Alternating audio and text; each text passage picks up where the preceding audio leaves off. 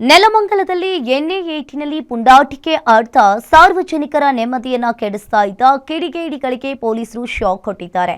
ಪುಂಡ ಪೋಖರಿಗಳ ಅಟ್ಟಹಾಸದ ಬಗ್ಗೆ ಸಾರ್ವಜನಿಕರಿಂದ ದೂರುಗಳ ಸುರಿಮಳೆ ಬೆನ್ನಲ್ಲೇ ಅಲರ್ಟ್ ಆದ ಪೊಲೀಸರು ಭರ್ಜರಿಯಾಗಿ ಸ್ಪೆಷಲ್ ಡ್ರೈವ್ ನಡೆಸಿದ್ದಾರೆ.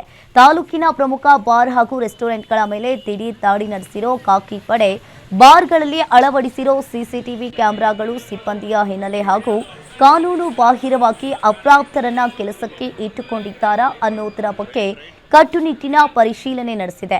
ಇದೇ ವೇಳೆ ಮದ್ಯದ ಅಮಲಿನಲ್ಲಿ ಸಾರ್ವಜನಿಕರಿಗೆ ನ್ಯೂಸೆನ್ಸ್ ಮಾಡ್ತಾ ಇದ್ದ ಕೆಲ ಪುಂಡರನ್ನ ವಿಚಾರಣೆ ನಡೆಸಲಾಗಿದೆ.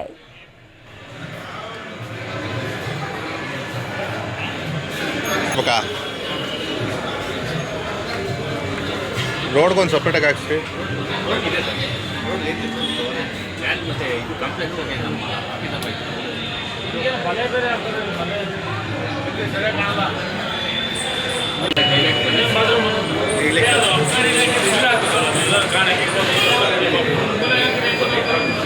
ರೈಟ್